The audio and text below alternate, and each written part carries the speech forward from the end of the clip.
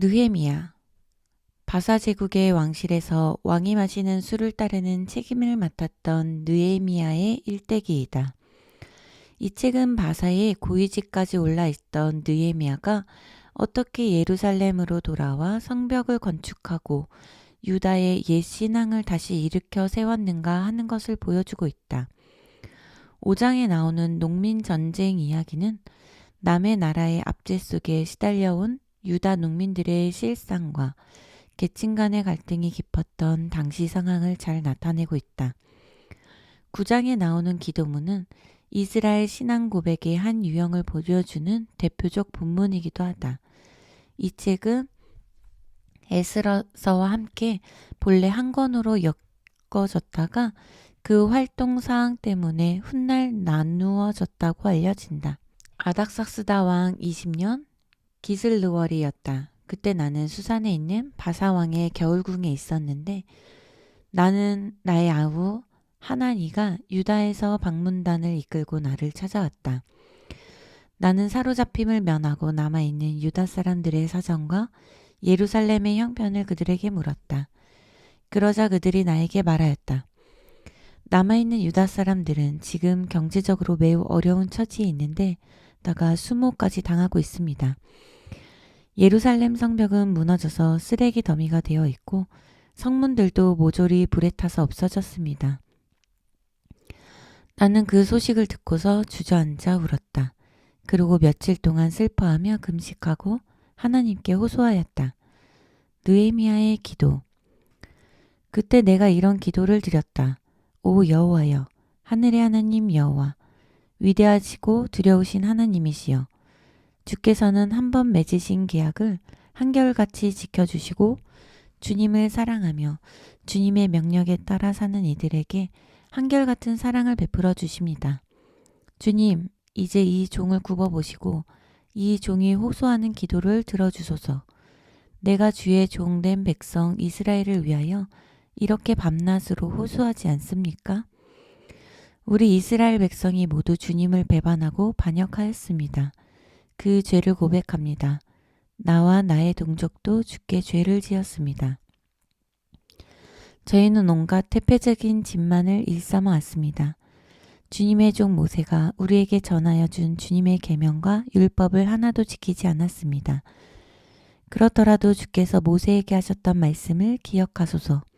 너희가 나를 배반하고 반역하면 내가 너희를 세계 만방으로 흩어버리겠다. 그러나 너희가 내게로 돌아와서 내 계명을 존중하고 실천하면 너희가 하늘 끝으로 쫓겨났을지라도 내가 거기서 데려오겠다. 그들을 다시 고향 땅으로 데려와서 내가 거처로 선택해 놓은 곳에서 살도록 하겠다 하시지 않았습니까? 비록 그들이 죄를 지었지만 그들은 여전히 주님의 종입니다. 그들은 주께서 일찍이 큰 권능과 강한 손으로 해방시키신 주님의 백성입니다. 오 주님, 저의 호소를 들어주소서. 주님만 섬기려고 작정하며 떨리는 자세로 복종하는 모든 이들의 호소를 들어주소서. 주께서 이 종을 도우셔서 이 나라의 왕 앞에서 큰 은총을 입게 하소서. 나는 그 당시에 왕의 술관원이었다. 느헤미야 2장. 느헤미야가 예루살렘으로 가다. 아닥사스다 왕 20년 니산월 어느 날이었다. 나는 그동안 4개월이나 금식하며 기도하다가 왕 앞에서 술을 따라 바치게 되었다. 그런데 전과는 달리 나 자신이 아주 슬프게 느껴졌다. 이때 왕이 나에게 물었다. 그대의 안색이 왜 그토록 좋지 않소? 몸이 아파서 그렇소? 그런 것이 아니라면 틀림없이 마음에 무슨 큰 걱정이 있는 것 같소. 이때 나는 몹시 놀라고 두려워하였으나 왕에게 이렇게 대답하였다. 임금님, 만수무강하소서. 우리 선조들이 묻혀있는 성읍이 황폐하게 되었고 그 성문들도 불에 타 없어졌으니 제 마음에 어찌 걱정이 없겠습니까? 그러자 왕이 나에게 다시 물었다. 그대에게 무슨 소원이 있으면 말하시오. 내가 이루어 주겠소. 그래서 나는 하늘의 하나님께 잠시 짧고도 절실한 기도를 드린 다음 왕에게 대답하였다. 임금님께서 제 소원을 기쁘게 들어주시고 이 종을 신임해 주신다면 저를 유다 나라로 돌아가게 하여 제 선조들이 묻혀있는 성읍을 재건하도록 해주소서. 그때 왕후와 나란히 앉아있던 왕이 나에게 물었다. 그대의 여행이 얼마나 걸리겠소? 언제쯤이면 그대가 다시 이곳으로 돌아올 수 있겠소? 내가 예루살렘에 머물러 있게 될 기간을 말씀드리자 왕이 기꺼이 승낙해 주었다. 그래서 나는 세부적인 지원까지 요청하였다. 임금님, 저를 보내시는 것을 좋게 여기신다면 유브라데강 서쪽 지방의 총독들에게 보여줄 조서도 제게 써주셔서 제가 유다까지 무사히 가도록 해주소서. 또 임금님의 살림 감독 아삽에게 보여줄 조서도 한 장 더 써주소서. 성전 곁에 있는 요새의 대문도 짜고 성벽도 쌓고 제가 살 집도 지을 목재를 제게 제공해 주도록 명령을 내려주소서. 나의 하나님께서 내게 친절한 손을 펴서 돌보아 주셨기 때문에 왕이 나의 요청을 모두 승낙해 주었다. 왕은 나의 여행을 위해 군대 지휘관으로 기마병들을 준비해 주었다. 나는 유브라데강 서쪽 지방에 이르러 그곳의 총독들에게 왕의 친서를 전하였다. 그러자 사마리아 지방의 통치자 호론 사람 산발락과 그의 하수인으로 암몬 지역을 다스리던 도비아는 몹시 화를 내며 근심하였다. 이스라엘 백성에게 유리하게 일을 처리할 사람이 나타났기 때문이다. 성전 재건의 준비. 예루살렘에 4일 동안 있으면서 나는 일단 아무에게도 말을 하지 않았다. 하나님께서 내 마음을 감동시켜 깨닫게 하신 일과 내가 예루살렘 도성을 위하여 하기로 작정한 일을 사흘을 지낸 다음 직접 상황 파악에 나섰다. 나는 밤중에 몇 사람만을 데리고 나귀를 타고 밖으로 나갔다. 우리는 한밤중에 서쪽의 흰놈의 골짜기로 통하는 성문을 지나서 용의 우물이 있는 남쪽으로 갔다가 쓰레기를 쳐내는 동쪽 성문에까지 갔다. 이때 나는 예루살렘 성벽이 얼마나 허물어져 있으며 성문들이 얼마나 불에 탔는가를 자세히 살펴보았다. 거기서 나는 북쪽으로 샘터가 있는 성문을 향하여 가다가 왕의 연못에 이르렀다. 그러나 여기서는 내가 탄 짐승이 더 이상 성벽을 따라갈 수가 없었다. 그래서 나는 골짜기를 타고 조금 더 올라가면서 성벽의 상태를 점검하였다. 그런 다음에 나는 오던 길로 되돌아와서 흰놈 골짜기의 성문을 지나 시내로 들어왔다. 그러나 내가 밤중에 어디를 다녀왔으며 무슨 계획을 가지고 있었는지 유다의 지도자들은 전혀 모르고 있었다. 내가 그때까지는 어떤 유다인에게도 내 계획을 알려주지 않았기 때문이다. 그러나 이제는 알려줄 때가 되었다. 그래서 나는 내 계획을 실현하는데 필요한 사람들인 제사장들과 예루살렘 도성의 지도자들과 귀족들과 유지들에게 말하였다. 여러분이 직접 보시는 바와 같이 우리 처지는 지금 매우 비참합니다. 예루살렘이 쓰레기 더미와 같이 되었고 성문도 모조리 불에 타서 없어졌습니다. 그러나 우리는 이제 성벽을 재건하여 이런 커다란 수치를 씻어냅시다. 나는 하나님께서 나를 도와주신 일과 바사왕이 나에게 내려준 특혜에 대해서도 그들에게 이야기하였다. 그러자 그들이 모두 어서 재건합시다 하고 말하면서 힘을 내어 일하기 시작하였다. 우리가 이렇게 성벽 재건을 위하여 일을 시작하자 사마리아 지방의 통치자인 호론 사람 산발락과 그의 하수인으로 암몬 지역을 다스리던 도비야와 아라비아 사람 게셈이 그 소식을 듣고 우리를 멸시하며 조롱하였다. 너희가 정말 엄청난 일을 시작하였구나. 너희는 감당하기 어려운 일을 시작하였다. 그러다가는 너희가 임금님에게 반역이라도 하겠구나. 그러나 나는 이렇게 대꾸하였다. 하늘의 하나님께서 우리 일을 성공시켜 주실 것이다. 우리는 지금 그분의 종된 백성으로서 이 성벽 공사를 시작한 것이다. 이 도성 예루살렘은 너희들과는 아무 상관도 없다. 이곳에는 너희가 차지할 땅도 없고 이 땅에 대하여 간섭할 권리도 너희에게는 없다. 너희는 이 도성에 아무 공로가 없기 때문이다. 느헤미야 3장. 성벽 공사자들의 명단. 성벽 보수와 성문 재건에 가담한 이들은 다음과 같이 43개 단체로 구분할 수가 있다. 대제사장 엘리야십을 비롯한 제사장단은 성전 북쪽에 양떼가 드나드는 성문을 다시 지어 들보를 얹고 대문을 달았다. 그들은 이어서 양문에 연결된 성벽을 시계 반대 방향으로 재건해 나갔는데 제일 먼저 한메아 망대에 이르기까지 수축하였고 뒤이어 하나넬 망대에 이르기까지 수축하였다. 그 다음 이어서 성벽을 수축한 이들은 여리고 성읍의 주민들이며 그 다음 이어서 성벽을 수축한 이는 이므리의 아들 삭굴이었다. 하스나 자손들은 북쪽에 있는 물고기 장터에 인접한 성문을 수축해 들보를 얹고 대문을 달았다. 그리고 빗장과 빗장 꼬지를 만들어 달았다.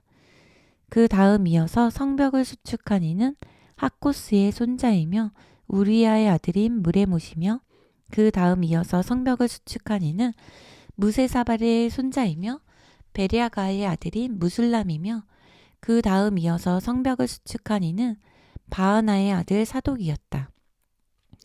그 다음 이어서 성벽을 수축한 이들은 드고와 사람들이었으나 그 성읍의 유지들은 내가 할당해 준 일을 떠맡지 않았다. 물고기 시장의 서쪽에 인접한 옛 성문은 바세야의 아들 요야다와 부소드야의 아들 무슬람이 수축하였다. 그들은 이 성문에 들보를 얹고 대문을 달고 빗장과 빗장 꼬지를 만들어 달았다. 그 다음 이어서 성벽을 수축한 이들은 기브온 사람 물랴야와 메로노 사람 야돈인데 이들은 유브라데강 서쪽 지방의 총독에게 통치를 받던 기브온 사람들과 미스바 사람들과 더불어 성벽을 수축하였다. 그 다음 이어서 성벽을 수축한 이는 할헤야의 아들 우시엘인데 이 집안은 대대로 금 세공업을 해왔다. 그 다음 이어서 성벽을 수축한 이는 하나냐인데 그는 여러 가지 기름을 혼합시켜 향료를 만드는 이였다. 그는 우시엘과 함께 예루살렘 성전 서쪽 성벽의 남단에 있는 넓은 성벽에 이르기까지 수축하였다. 그 다음 이어서 성벽을 수축한 이는 후루의 아들 르바야인데 그는 예루살렘 구역의 절반을 다스리는 구역장이었다. 그 다음 이어서 성벽을 수축한 이는 하루마베 아들 여다야인데 그는 바로 자기 집 맞은편의 성벽을 보수하였다. 그 다음 이어서 성벽을 수축한 이는 하삼느야의 아들 핫두스였다. 하림의 아들 말기야와 바함 모압의 아들 핫숲은 풀무 망대에 이르기까지 성벽을 수축하였다. 그 다음 이어서 성벽을 수축한 이는 할로에스의 아들 살룸인데 그는 예루살렘 구역의 절반은 다스리는 구역장으로서 자기 딸들까지 동원하여 공사를 하였다. 그 다음 이어서 남단의 쓰레기 성문에 이르기까지 대략 450m 구간의 성벽은 하눈과 사노아 성읍의 주민들이 수축하였다. 사노아는 예루살렘에서 서쪽으로 16km 지점에 위치한 마을이며 성주 하누는 온 주민들을 거느리고 성벽을 수축하면서 동시에 쓰레기 성문과 풀무 망대의 중간에 위치한 골짜기 성문도 재건하였다. 그들은 대문을 달고 빗장과 빗장 꼬지를 만들어 달았다. 쓰레기 성문은 레갑의 아들 말기야가 수축하였다.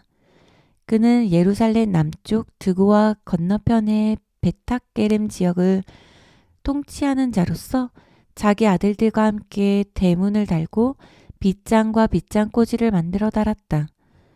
샘터로 통하는 성문은 미스바 지역을 다스리는 골 호세의 아들 살룬이 수축하였는데 그는 문간을 새로 짓고 지붕도 다시 만들어 덮고 대문을 달고 빗장과 빗장 꼬지를 만들어 달았다.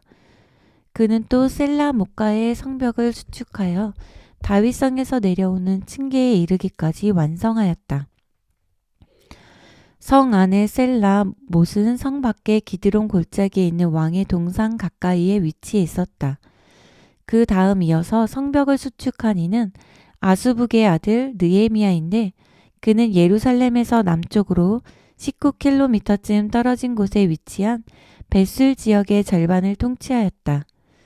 다윗석의 남단에는 다윗 때부터 안장된 유다 왕들의 석굴이 있었는데 바로 그 맞은편에 이르기까지 그가 성벽을 수축하였고 또 도성 밖의 인공호수에 이르기까지 성벽을 수축하고 계속 북향하여 군인들이 주둔한 용사의 집에 이르기까지 공사를 하였다.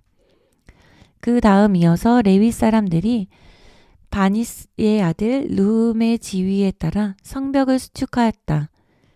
그 다음 이어서 성벽을 수축한 이는 하사랴인데 그는 예루살렘에서 남동쪽으로 24km 지점에 위치한 그일라 지역의 절반을 다스리는 자로서 자기 지역을 대표하여 공사하였다. 그 다음 이어서 레위 사람들이 헤나닷의 아들 바웨의 지휘에 따라 성벽을 수축하였다. 바웨는 그일라 지역의 다른 절반을 다스리는 자였다.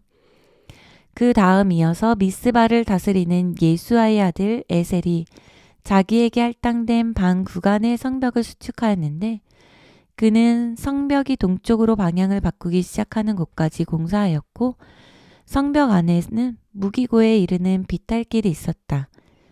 그 다음 십배의 아들 바룩이 자기에게 할당된 바 반 구간의 성벽을 수축하였는데 그는 성벽이 굽은 곳에서부터 대제사장 엘리야십의 집 대문에 이르기까지 공사하였다. 그 다음 이어서 학고스의 손자이며 우리야의 아들인 무레못이 성벽을 수축하였는데 그것은 엘리야십의 집 대문에서 그 집이 끝나는 모퉁이까지였다. 그 다음 이어서 성벽을 수축한 이들은 예루살렘의 둘레에 사는 제사장들이었다. 그 다음 이어서 성벽을 수축한 이들은 베냐민과 핫숲인데 이들은 자기들의 집 맞은편을 공사하였다. 그 다음 이어서 성벽을 수축한 이는 아나니아의 손자이며 마아세야의 아들인 아사랴인데 그는 자기 집 가까운 곳에 성벽을 맡아서 공사하였다. 그 다음 이어서 헤나닷의 아들 빈누이가 성벽을 수축하였는데 아사랴의 집에서 북쪽으로 굽은 곳을 지나 그 모퉁이까지 공사하였다. 그 다음 이어서 성벽을 수축한 이는 우세의 아들 발랄인데 그는 성벽 모퉁이 다음 부분을 공사하였다. 이곳은 왕궁에서 불쑥 솟은 높은 망대의 맞은편으로 형무소의 마당에 가까운 곳이었다. 그 다음 이어서 성벽을 수축한 이는 바로스의 아들 부다야였다. 왕궁 남동쪽의 오벨 언덕에 살던 성전의 막 일꾼들은 동쪽의 섬터로 통하는 성문과 왕궁에서 돌출한 망대까지 수축하였다. 그 다음 돌출한 망대에서부터 오벨 언덕의 성벽까지는 드고아 사람들이 수축하였다. 왕궁의 동쪽에는 말들이 통과하는 성문이 있었고 이 성문에서부터 북쪽으로는 제사장들이 저마다 자기 집 앞에 성벽을 수축하였다. 그 다음 이어서 임멜의 아들 사독이 자기 집 앞에 성벽을 수축하였고 그 다음 이어서 스가냐의 아들 스마아야가 성벽을 수축하였는데 그는 동쪽 성문을 지키는 자였다. 그 다음 이어서 성벽을 수축한 이들은 셀레미야의 아들 하나냐와 살랍의 여섯째 아들 하눈이다. 그 다음 이어서 베레가의 아들 무술람이 자기 사랑채의 맞은편 성벽을 수축하였다. 그 다음 이어서 성벽을 수축한 이는 말기야이다. 금 세공업자인 그는 성전 초소의 성문이 마주 보이는 성정 막 일꾼들과 상인들의 집까지 성벽을 수축하고 이어서 북동쪽의 모서리에 있는 누각까지 수축하였다. 이 누각에서 양떼가 드나드는 성문까지 성벽을 금 세공업자들과 상인들이 수축하였다. 느헤미야 4장. 원수들의 방해 책동. 우리가 성벽을 재건하기 시작하자 사마리아의 통치자인 산발랏이 그 소식을 듣고 몹시 화를 내면서 유다인들을 조롱하였다. 그는 자기와 함께 일하는 총독부의 관리들과 사마리아의 유지들 앞에서 이렇게 유다인들을 비웃었다. 힘도 없는 유다인들이 무엇을 한다고 수선을 떠는가? 그들이 자체 방어라도 할 수 있다고 생각하는 게냐? 재물이라도 바치면 무슨 효력이라도 생기는 줄 아느냐? 성벽 공사가 무슨 하루 일거리냐? 그들이 불타버린 잿더미 속에서 혹시 축성에 필요한 돌덩이들을 다시 꺼내어 쓰기라도 할 작정들이냐? 산발랏의 하수인으로 곁에 서 있던 암몬 사람 도비아가 나서서 이렇게 덧붙였다. 그들이 돌더미를 옮겼다가 성벽을 쌓는다 해도 모두 헛일이다. 그 성벽 위에서 여우 새끼만 뛰어다녀도 그 돌이 모두 무너져 내릴 것이다. 그러나 느헤미야의 간구. 그러나 우리 일은 동시에 여호와의 일이었기 때문에 원수들의 조롱에 대항하여 나는 여호와께 이러한 기도를 드렸다. 우리 하나님이시여, 그들이 우리를 조롱합니다. 그 소리를 직접 들어주소서. 이러한 조롱과 수치를 그들에게로 돌려보내 주소서. 그들이 약탈을 당하고 포로가 되어 원수의 땅으로 끌려가서 그 모든 수모를 당하게 하소서.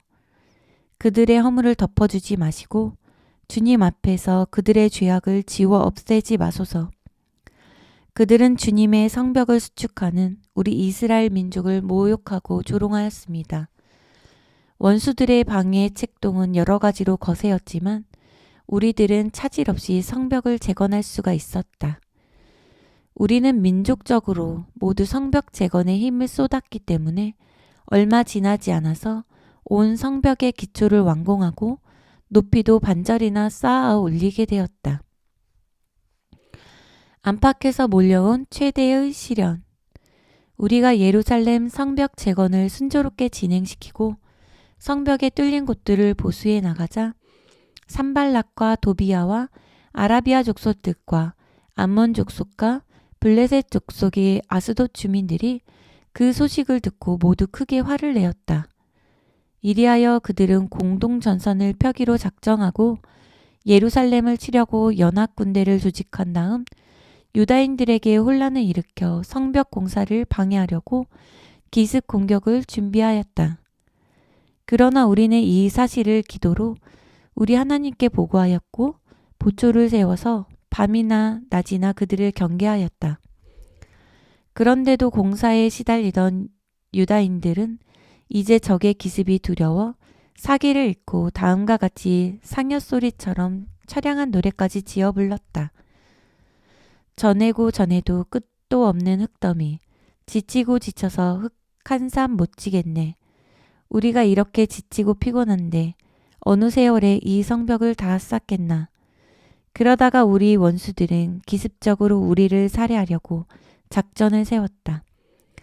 유다인들이 낌새도 느끼지 못하고 보지도 못하는 사이에 우리가 그들 속으로 기습해 들어가서 그들을 모조리 쳐 죽이고 그들의 공사를 끝장내버리자. 느헤미야의 보호 조치. 그런데 사정은 의외로 달라져 버렸다. 원수들의 근처에 살던 유다인들이 위급한 일이 있을 때마다 우리에게 달려와서 원수들의 동태를 알려주었기 때문이다. 10번이나 그렇게 하였다. 그럴 때마다 나는 사람들을 동원하여 성벽 뒤에 넓고 높은 곳에 집합시키고 그들을 칼과 창과 활로 무장시켜 가문별로 배치시켰다. 그런데 내가 사열하면서 보니 그들이 모두 두려워서 떨고 있었다. 그래서 내가 성주와 지휘관들을 비롯하여 온 백성 앞에 나아가 이렇게 격려하였다. 여러분, 조금도 두려워하지 마시오. 여호와께서 얼마나 위대하시고 권능이 많으신가를 잊지 마시오. 여러분은 오직 용맹스럽게 싸우시오. 여러분의 형제와 아들들을 위하여, 여러분의 아내와 딸들을 위하여, 여러분의 집과 고향을 위하여 담대하게 싸우시오. 우리가 이렇게 무장하고 대비하자 원수들은 자기들의 계획이 폭로된 것을 깨닫게 되었다. 그러나 그들의 계획이 좌절된 것은 하나님께서 그렇게 하셨기 때문이다. 이리하여 우리들은 모두 성벽으로 돌아와 자기 일을 다시 시작하였다. 그러나 바로 그날부터 모든 사람들의 반만 성벽 공사를 하고 나머지 반은 갑옷을 입고 창과 활과 방패로 무장을 하고서 사방을 경계하였다. 그리고 백성의 지도자들은 성벽 공사를 하는 모든 사람들 뒤에서 격려하며 도와주었다. 흙짐을 나르는 이들은 한 손으로 짐을 들고 다른 한 손으로 무기를 들고 있었다. 성벽을 쌓는 이들은 모두 허리에 칼을 차고 공사를 하였으며 나는 항상 내 곁에 나팔수를 두어 유사시에는 언제라도 비상나팔을 불 수 있게 하였다. 그리고 공사 책임자들을 비롯하여 모든 사람들에게 다음과 같이 일러두었다. 우리의 공사장은 아주 넓습니다. 우리는 지금 온 성벽을 수축하는 큰 공사를 벌이고 있기 때문에 서로 멀리 떨어져 있습니다. 그러므로 여러분이 어디서 일을 하든지 비상 나팔 소리를 듣게 되면 즉시 나팔 소리를 따라 내게로 오시오. 우리 하나님께서 우리를 위하여 싸우실 것입니다.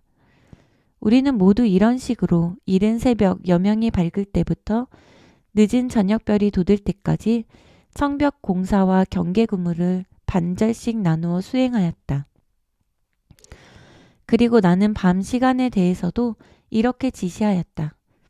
모든 지휘관과 공사 책임자는 밤에도 자기 부하들과 함께 예루살렘의 성 안에서 머물러라. 그리하여 그들은 밤에 경계를 서고 낮에는 성벽 공사를 하였다. 나도 내 형제도 내 수하의 군인들도 내 경호원도 옷을 벗거나 무기를 놓고 잠을 잔 일이 없었다. 느헤미야 5장. 경제적인 문제들. 밖으로 원수들과 싸우고 안으로 밤낮 없이 고된 노동에 시달리던 백성들 사이에는 경제적인 어려움 때문에 점차 불평이 쌓여갔다. 남자와 여자들이 계속 내게 찾아와 굶주림을 호소하고 부유한 동족에 대하여 원망을 하기도 하였다. 우선 농토가 없어 생활이 곤란한 이들은 이렇게 호소하였다. 우리 집에는 자녀가 많은데 우리가 먹고 살 곡식을 어디서 얻어야 합니까? 토지는 있어도 때마침 흉년이 들어서 이렇게 호소하는 이들도 있었다. 이런 흉년에 먹고 살기 위해서는 논밭이나 포도원이나 집이라도 저당을 잡혀야 되겠습니다. 또 세금 때문에 탄식하는 이들도 있었다. 우리는 임금님께서 포도원에 세금을 바치기 위하여 토지를 잠보로 잡히고 부유한 유다인들에게 높은 이자의 빚을 내었습니다. 결국 모든 빈민들이 부유한 이들을 향하여 이렇게 원망하였다. 이렇게 빈부의 격차가 커지면 어떻게 우리가 모두 동족이라고 할 수가 있겠습니까? 우리 육체는 그들의 육체와 다릅니까? 우리 자식들은 그들의 자식들과 같지 않습니까? 그런데 이제는 우리가 그들에게 우리 아들, 딸들을 노예로 팔아먹게 되었습니다. 벌써 우리 딸들 중에서 여러 명이 노예의 신세가 되었습니다. 그러나 우리 농밭과 포도원이 이미 부유한 사람들에게 넘어갔기 때문에 불쌍한 딸들을 건져낼 길이 없습니다. 느헤미야의 탁월한 행정 조치. 나는 이렇게 하늘에 사무친 부르짖음을 듣고 몹시 화가 났다. 나는 이 문제를 풀기 위하여 홍자 궁리한 끝에 먼저 백성의 대표자와 부유한 지도자들을 모아놓고 꾸짖었다. 여러분은 동족들이 경제적으로 어려운 처지에 있는 것을 이용하여 어찌 그토록 파렴치하게 가난한 형제들을 착취하고 압제할 수가 있단 말이오? 그러고 나서 나는 당장 민족대회를 개최하고 부자들을 규탄하였다. 나는 그들에게 이렇게 말하였다. 우리는 이방인들에게 팔렸던 우리 동족 유다인들 중에서 우리 능력이 닿는 데까지 많은 사람을 해방시켜 조국 강산으로 돌아오게 하였는데 여러분이 또 동족들끼리 그들을 다시 팔고 삽니다. 이제 우리가 불쌍한 동족들을 다시 돈을 주고 해방시켜야 되겠습니까? 그러자 어느 누구도 항의하거나 대답하지 못하였다. 그래서 내가 계속 책망하였다. 지금 여러분은 옳지 않은 일을 하고 있습니다. 여러분은 이대로 살 것이 아니라 오로지 하나님을 두려워하면서 살아야 옳지 않겠습니까? 그래야 우리 원수인 이방인들이 우리를 조롱하지 못할 것이 아닙니까? 나와 내 형제도, 내 친척과 내 부하도 돈과 곡식을 빌려주었습니다. 그러나 우리는 그 이자를 받지 않기로 작정하였습니다. 빌려준 것도 다시 받지 않기로 결심하였습니다. 그러므로 여러분도 오늘 당장 저 당으로 잡아놓은 올리브밭과 포도원과 집들을 빚진 이들에게 돌려주고 돈과 곡식과 포도주와 올리브 기름을 빌려줄 때 이자로 받았던 100분의 1도 되돌려 주시오. 그러자 모든 채권자들이 나의 말에 찬성하였다. 우리는 빚진 이들에게 모든 것을 돌려주고 더 이상 아무것도 요구하지 않겠습니다. 우리에게 말씀하신 그대로 우리가 모두 하겠습니다. 그래서 나는 제사장들 앞에서 더 이상 빚 도촉을 하지 않겠다고 맹세하도록 시켰다. 그런 다음에 나는 온 무리가 보는 앞에서 옷자락을 털어버리며 이렇게 선포하였다. 누구든지 이 맹세를 지키지 않으면 하나님께서 그를 이렇게 털어내어 버리셔서 그가 하나님의 집과 소유에서 털려나가 빈털터리가 될 것이다. 그러자 온 무리가 아멘, 꼭 그렇게 될 것입니다 하고 응답하며 여호와를 찬양하였다. 그리고 온 백성은 실제로 이 맹세를 지켰다. 모범적인 총독 느헤미야. 나는 아닥사스다 왕 20년부터 32년까지 12년 동안 유다 지방의 총독으로 임명되어 일을 하였으나 나와 나의 형제들은 총독이 받는 월급을 받은 일이 없었다. 이전의 총독들은 가렴죽으로 백성을 괴롭혔었다. 그들은 백성에게 떡과 포도주만을 요구한 것이 아니라 매일 은 40세겔까지 요구하였다. 총독들만 백성을 가혹하게 착취한 것이 아니라 총독의 부하들도 백성을 억압하고 괴롭혔었다. 그러나 나는 하나님이 두려워서 그러한 일을 전혀 하지 않았다. 오히려 나는 예루살렘 성벽을 건설하는데 온 힘을 다 바쳤고 나의 부하들도 공사를 적극적으로 도와주었다. 나와 나의 부하들 중에서는 어느 누구도 권력을 쥐었다고 빈민의 토지를 산 일이 없었다. 나는 혼자서 좋은 식탁에 앉아 본 일도 없었다. 나는 언제나 유다의 지방관리 150명과 함께 식사를 하였고 사방의 다른 나라에서 온 손님들도 내가 대접하였다. 그래서 나는 매일 소 1마리와 살찐 양 6마리와 많은 닭을 잡아 요리하고 열흘에 한 번씩 모든 종류의 포도주도 대량으로 제공하였다. 그런데도 나는 총독으로서 요구할 수 있는 부양비를 신청하지 않았다. 그런 것은 결국 백성에게서 나오기 마련인데 유다 백성은 이미 성벽 공사를 하느라고 너무나 지쳐 있었기 때문이었다. 그리고 나는 어려운 일이 닥칠 때마다 하나님을 의지하여 이렇게 호소하였다. 나의 하나님, 나를 기억해 주소서. 내가 동족을 위하여 한 이 모든 일을 기억하시고 내게 좋은 일을 베풀어 주소서. 느헤미야 6장. 원수들의 살해 음모. 내가 성벽 공사를 완성하여 성벽에는 더 이상 구멍 뚫린 곳이 하나도 없었다. 이제 성문에 문짝만 달면 모든 공사가 끝날 판이었다. 그런데 산발락과 도비야와 아라비아 사람 게셈을 비롯한 우리 원수들이 이 소식을 듣고 나를 암살하고자 모의하였다. 그리하여 산발락과 게셈이 내게 심부름꾼을 보내어 이렇게 전하였다. 오노 골짜기의 마을에서 함께 만나 서로 상의해 봅시다. 이는 그들이 나를 유다 국경선 밖의 그 외딴 곳으로 유인하여 암살하려는 음모였다. 그래서 나는 그들에게 사절단을 보내어 이렇게 전하였다. 나는 지금 잠시도 떠날 수 없는 중대한 공사를 진행시키고 있습니다. 만일 내가 여러분을 만나기 위하여 이 일에서 떠난다면 이 거대한 공사 전체가 중단될 것입니다. 그런데도 그들은 나에게 4번이나 똑같은 전가를 더 보냈다. 그럴 때마다 나도 그들에게 똑같은 대답을 돌려보냈다. 모함과 비방. 그래도 산발랏은 포기하지 않고 전술을 바꾸어 모함하기 시작하였다. 이번에는 그가 봉하지 않은 편지를 내게 보냈다. 5번째 심부름꾼이 들고 온 것이다. 그 편지에는 이런 모함이 적혀 있었다.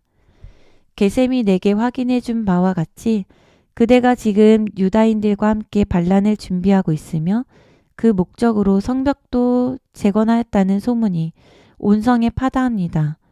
또 그대가 왕이 되려고 한다는 이야기도 들립니다.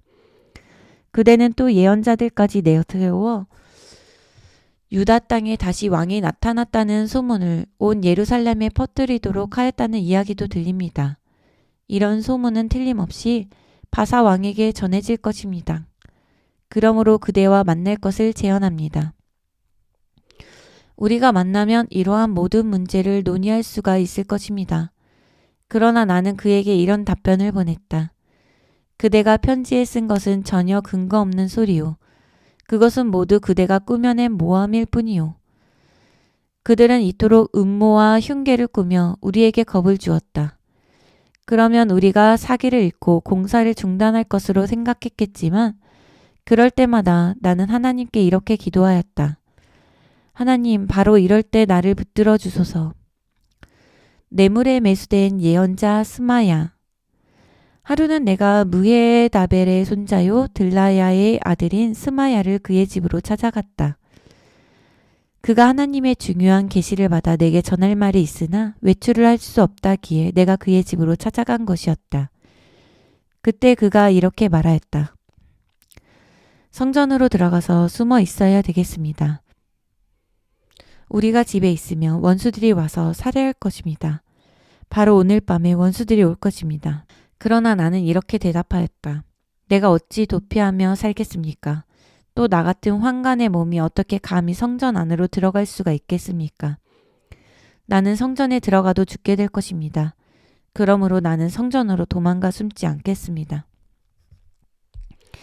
그러고 나서 내가 정확하게 조사해 보니 스마야가 하나님의 지시를 받은 것이 아니라는 것을 깨달았다. 그는 나에게 예언을 전해주는 것처럼 이야기하였지만 도비아와 산발랏에게 매수되어 제사장만이 들어갈 수 있는 성전으로 나이를 유인한 것이었다. 원수들이 예언자 스마야를 매수한 것은 나에게 겁을 주어 성전의 규정을 위반하여 죄를 짓게 하려는 음모였다. 내가 그런 음모에 걸려들면 원수들이 나의 이름을 조롱하고 비방할 것이고 이로 인해 나는 파멸되었을 것이다. 그때도 나는 이렇게 기도하였다. 나의 하나님, 도비야와 산발랏이 내게 한 일을 잊지 마소서. 예언자 노아다의 다른 예언자들이 나에게 겁을 주려고 하였던 모든 일들도 기억해 주소서. 성벽 수축의 공사 완료. 성벽 공사는 안팎으로 어려움이 많았지만 마침내 완성되었다. 공사를 시작한 지 52일 만이었다. 엘루럴 25일 완공일이었다. 우리는 모두 원수들과 사방의 이방 족속들이 그 소식을 듣고 다 놀라며 두려워하였다. 그들은 이 공사를 완성하신 이가 하나님이심을 알게 되었기 때문에 모두 기가 꺾였다. 도비아와 유다 귀족들의 내통. 유다의 유력한 인사들은 성벽 수축을 하는 동안에 계속 도비아와 편지를 교환하였다. 도비아는 혈통으로도 암몬 족속이고 신분으로도 산발랏의 종이지만 그와 그의 아들이 유다 귀족 집안의 여자들과 결혼하였기 때문에 유다의 많은 유지들이 그에게 충성을 맹세하였었다. 도비아는 아라의 아들 스가나의 사위였고 도비아의 아들 여호하나는 베레가의 아들 무슬람의 사위였다. 이런 관계에서 도비아와 가까운 유다인들은 내 앞에서 그의 공로를 찬양하기까지 하였으며 내 말도 모두 그에게 일러바치곤 하였다. 그래서 나는 도비아에게서 여러 통의 협박 편지를 받았다. 느헤미야 7장. 예루살렘 도성 방위 체제. 성벽 재건이 완성되자 나는 성문을 달고 문지기들을 세워 놓았다. 그리고 성전에서 섬길 성가대원들과 레위 사람들도 임명해 놓았다. 내 아우 하나니와 예루살렘 수도 방위사령관 하나냐에게는 예루살렘 방위 책임을 맡겼다. 하나냐는 아주 믿을 만한 사람이요 모범적으로 하나님의 뜻을 지키며 사는 이였다. 나는 그들에게 이렇게 지시하였다.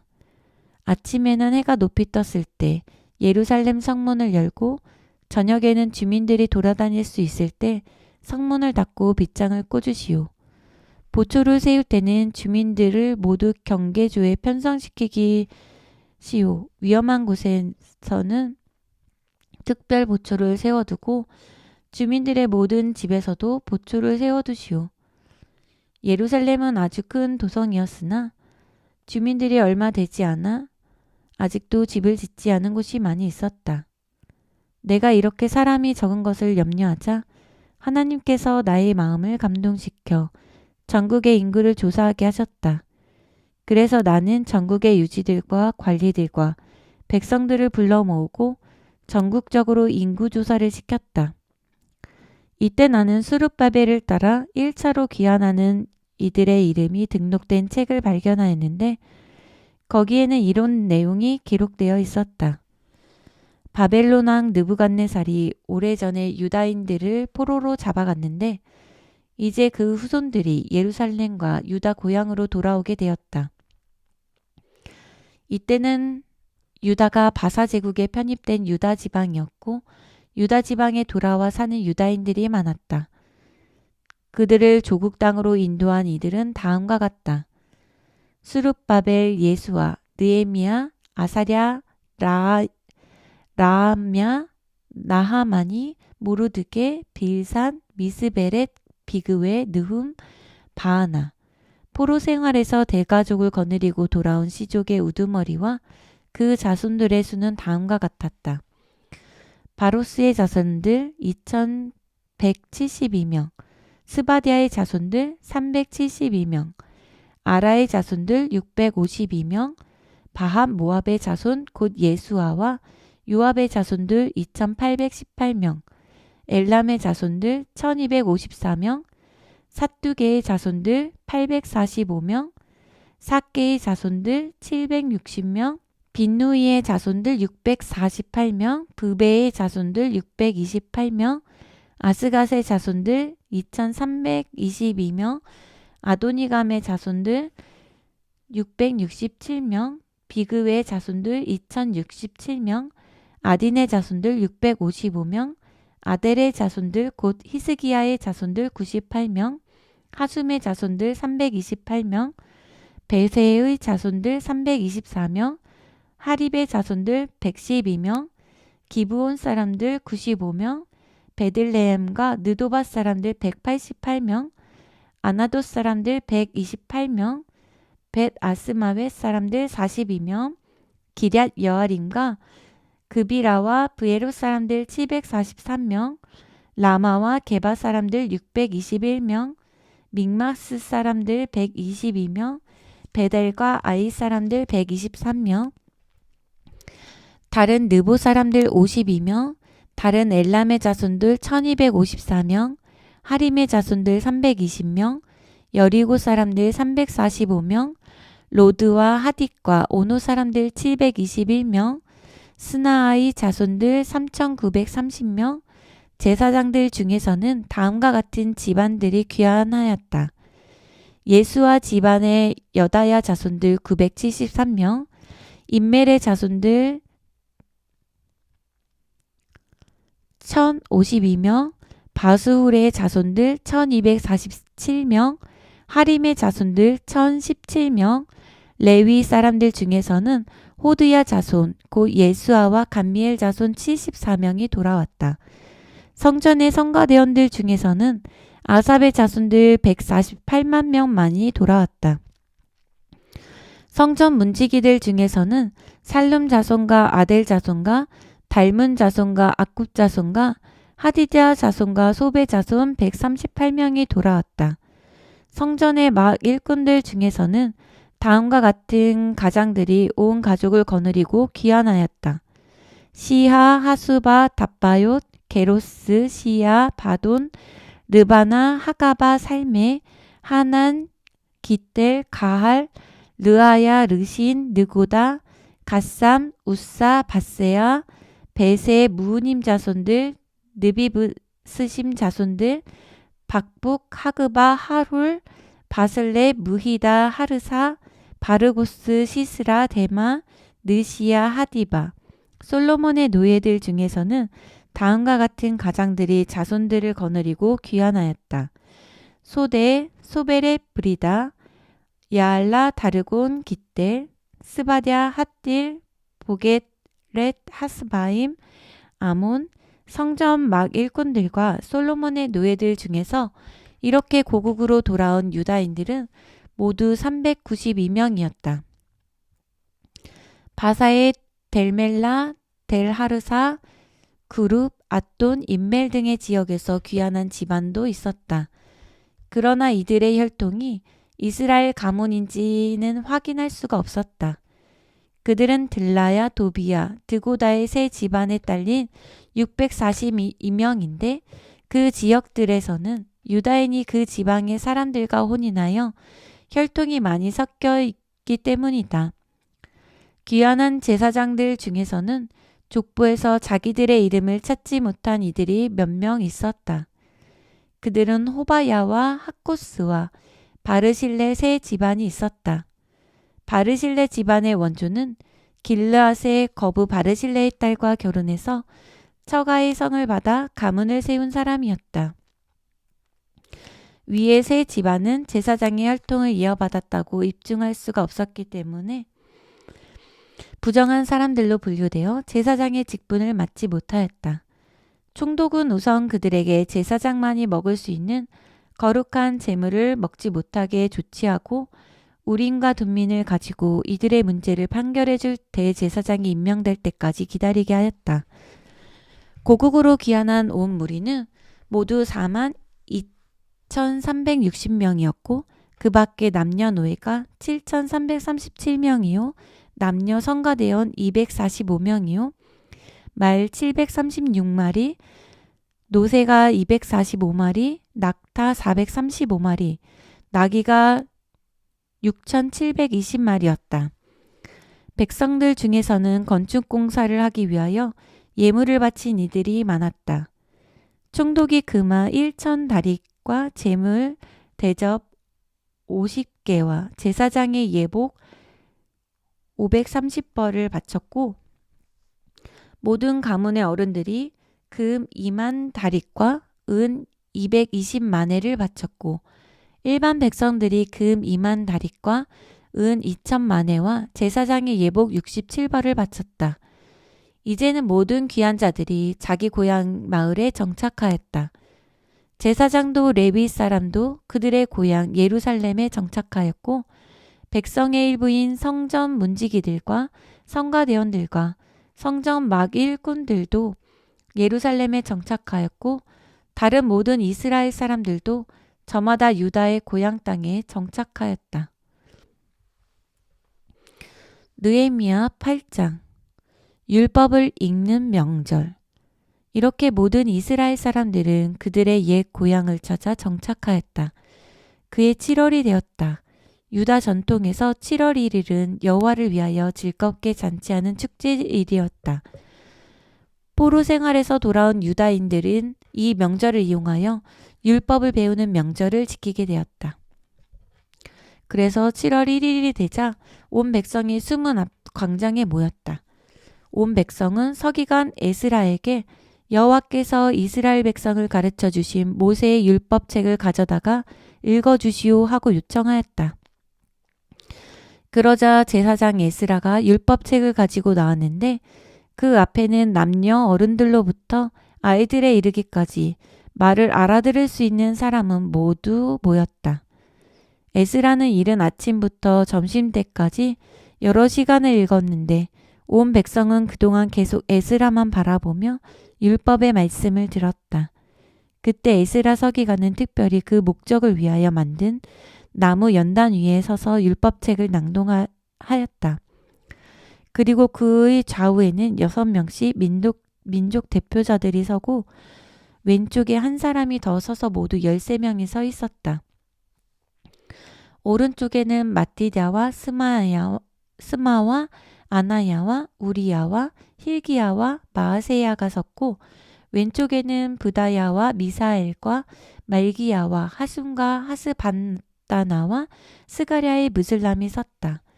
에스라 서기관이 선 연단은 온 백성이 앉아있던 자리보다 높았기 때문에 그가 율법책을 펴자 온 백성이 그를 바라보고 일어서서 하나님의 말씀을 받아들일 자세를 취하였다. 에스라가 율법을 낭독하기 전에 먼저 위대한 하나님 여호와를 찬양하자 온 백성이 기도하는 자세로 두 손을 높이 쳐들고 아멘 아멘 하면서 응답하고 두 무릎을 꿇고 얼굴을 땅에 대며 여호와께 경배하였다. 그런데 당시 유다인은 아람어를 사용하였기 때문에 히브리어로 기록된 율법을 알아들을 수 없었다.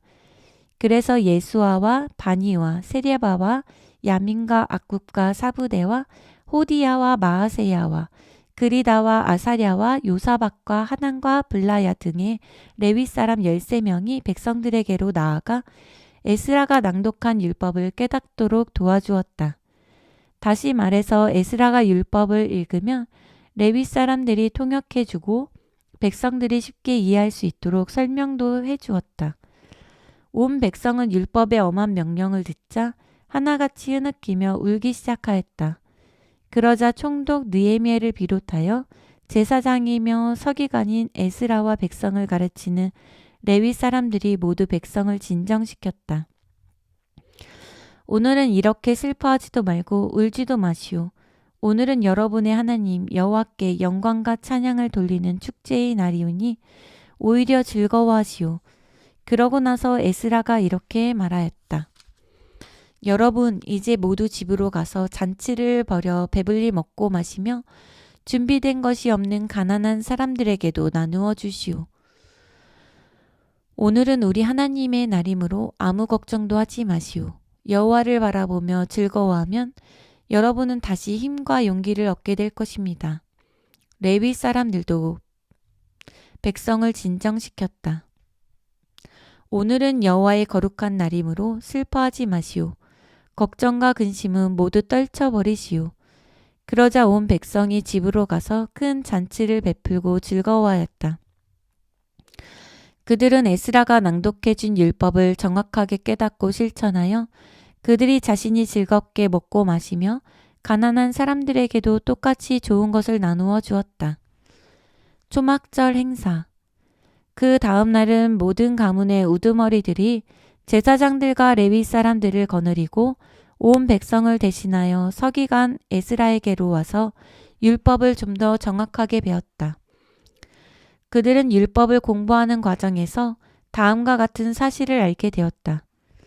모세가 여호와의 명령을 받고 이렇게 기록하였다. 이스라엘 사람들은 7월 이 축제 기간에 초막을 짓고 살아야 한다. 그래서 그들은 예루살렘과 유다 온 마을에 공포하였다.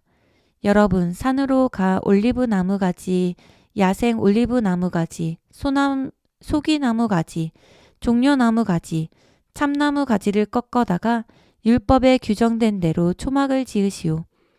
그러자 온 백성이 들로 나가 나뭇가지들을 꺾어다가 집집마다 초막을 지었는데 어떤 이들은 자기 집에 평평한 지붕 위에 지었고 어떤 이들은 자기 집의 마당에나 성전뜰에나 숨은 광장에나 에브라임 성문의 광장에 초막을 지었다. 이리하여 포로 생활에서 고향으로 돌아온 유다인의 온 무리가 초막에 들어가 살면서 초막절을 지켰다. 이스라엘 백성은 눈의 아들 여호수아 시대 이후로 초막절을 이처럼 성대하게 지킨 일이 없었기 때문에 모두 큰 행복을 느끼며 즐거워하였다. 에스라는 이 절기의 첫날부터 마지막 날까지 매일 하나님의 율법을 낭독해 주었다. 초막절은 7월 15일에서 21일까지 7일 동안 계속되었으며 8일째 되는 22일에는 율법에 규정된 대로 폐회 예배를 드렸다. 느헤미야 9장. 금식과 참회의 성회.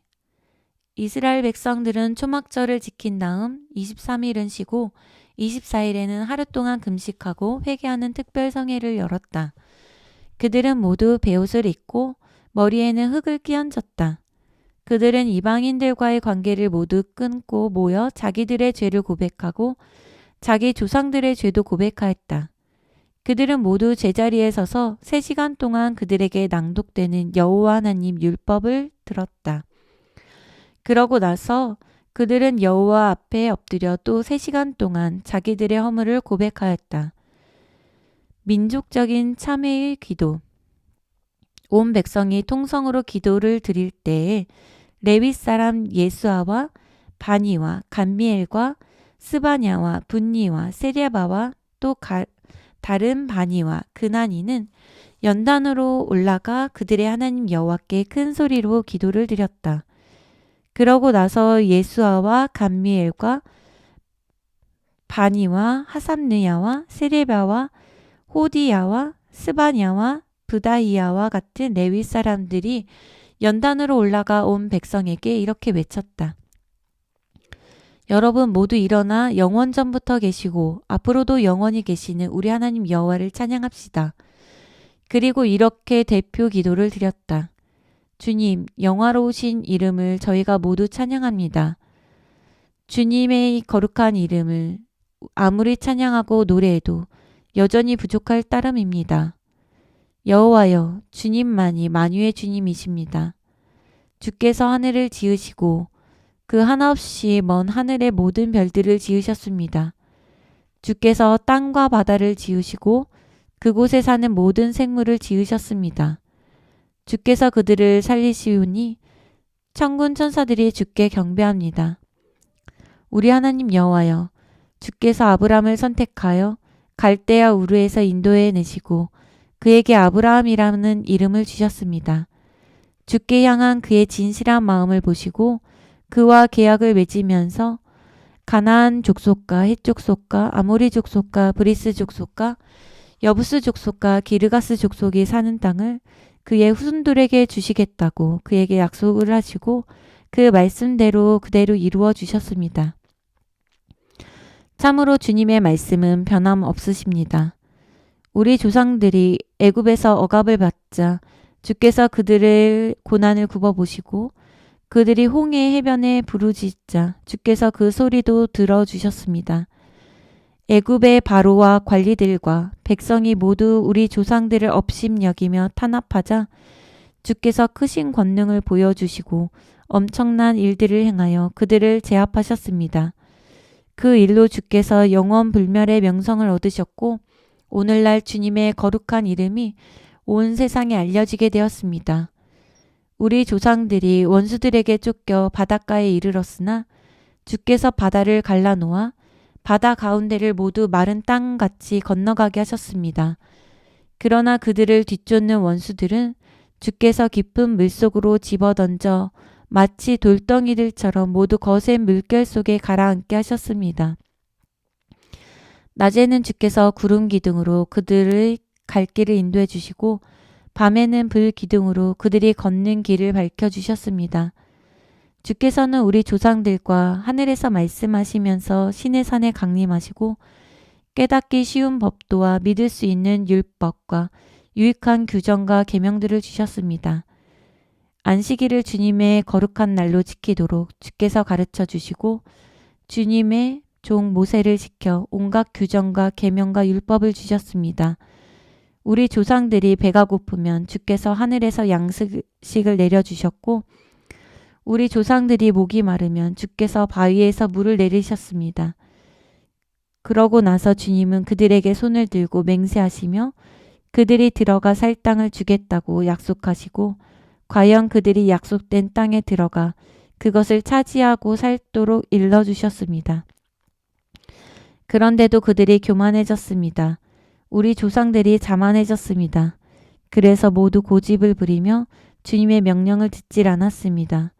주께서 가르쳐 주셔도 그들이 거절하고 듣지 않으며 그들을 도와주실 때 행하신 온갖 기적도 모두 잊어버렸습니다. 오직 애굽으로 돌아가 다시 종살이할 생각들만 하였습니다.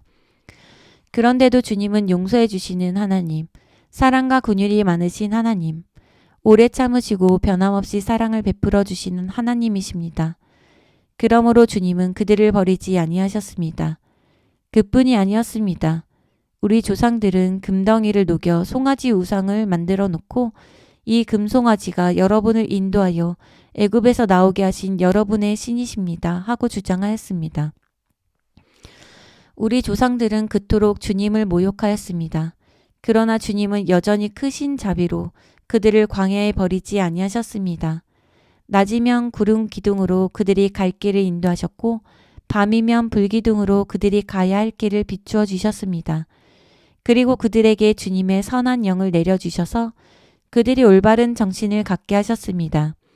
그들에게 내리던 만나도 그치신 적이 없었습니다.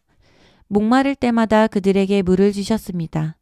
그들이 광야를 지나는 40년 동안 주께서 항상 필요한 것을 대어주셔서 광야에서도 부족한 것이 없었습니다.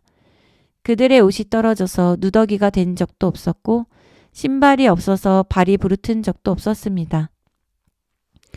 주께서는 그들에게 사방의 나라와 민족을 정복하게 하시고 그런 나라들을 이스라엘의 변두리 지방으로 할당해 주셨습니다.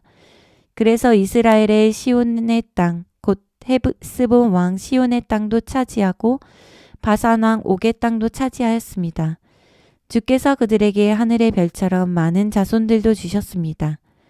주께서 우리 조상들에게 들어가서 차지하라고 약속해 주셨던 그 땅으로 친히 그 후손들을 인도해 들이셨습니다.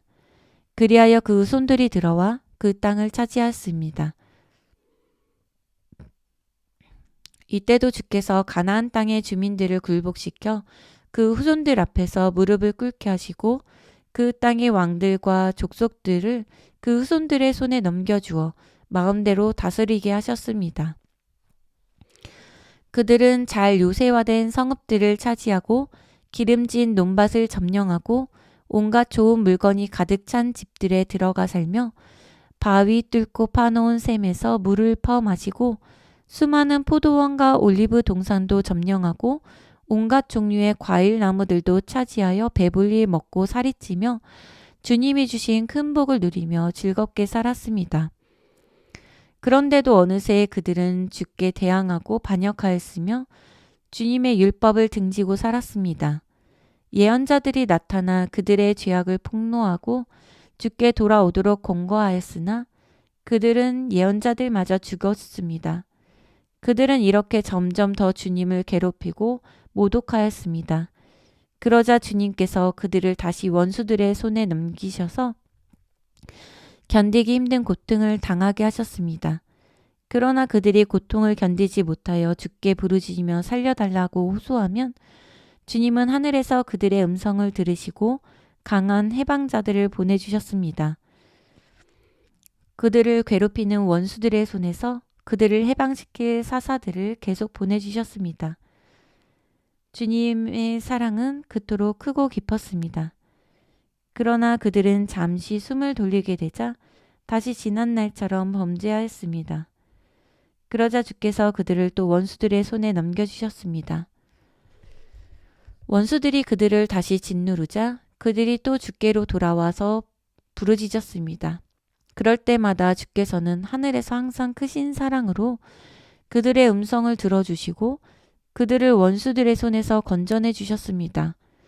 그리고 다시 그들에게 율법을 지키며 옳게 살도록 가르쳐 주셨으나 그들은 또 자만해져서 주님의 명령을 듣지 않았습니다. 주께서는 사람이 지키기만 하면 살 수 있는 계명을 그들에게 가르쳐 주셨으나 그들은 여전히 반항하고 죄를 지었습니다.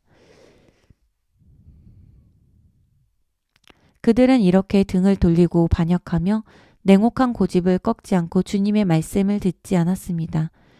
그렇더라도 주께서는 여러 해 동안 더 참으시면서 그들에게 주님의 영을 직접 부어 가르쳐 주시고 주님의 예언자들을 보내 깨우치셨습니다.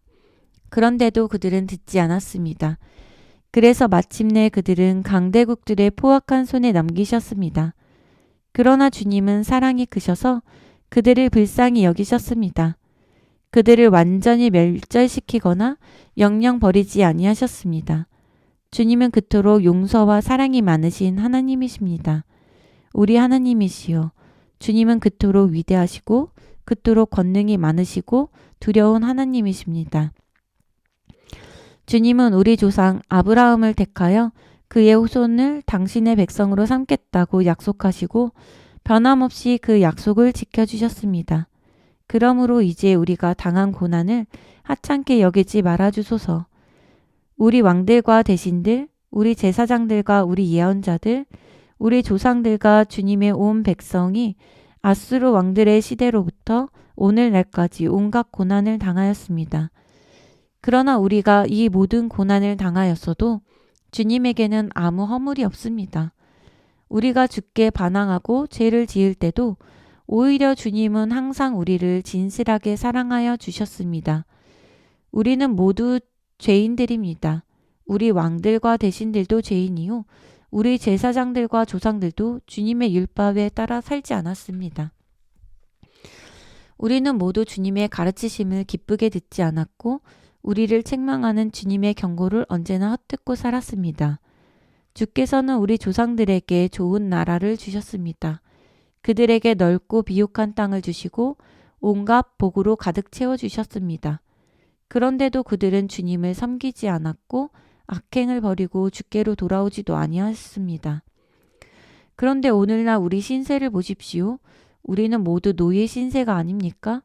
우리 조상들에게 주시며 그 좋은 열매와 소산을 먹으며 살게 하셨던 바로 그 땅에서 지금 우리들이 노예 신세가 되어 있습니다. 이 땅의 많은 산물도 강대국의 왕들이 거두어 갑니다. 주께서 우리를 강대국의 왕들에게 넘겨주셨기 때문입니다. 우리가 그토록 큰 죄를 지었습니다. 그래서 지금 우리 몸도 우리 것이 아니며 우리 가축도 우리 것이 아닙니다. 강대국의 왕들이 마음대로 우리를 부리려고 처리합니다. 그래서 우리가 이토록 엄청난 고통을 당하고 있습니다. 우리는 조상들로부터 지어온 죄악을 깨달아 고백한 다음 새로운 생활 규칙을 지키기로 약속하고 그 조항을 모두 문서로 작성하였다.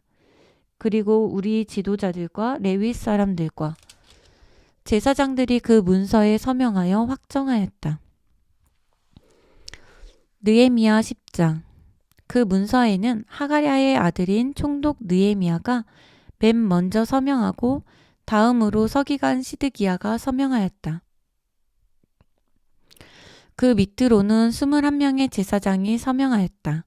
스라야, 아사랴, 예레미야, 바스훌, 아마랴, 말기야, 하트스, 스바냐, 말룩, 하림, 무레못, 오바댜, 다니엘, 긴느독, 바룩, 무슬람, 아비야, 미얀민, 마아시야, 빌게, 스마야.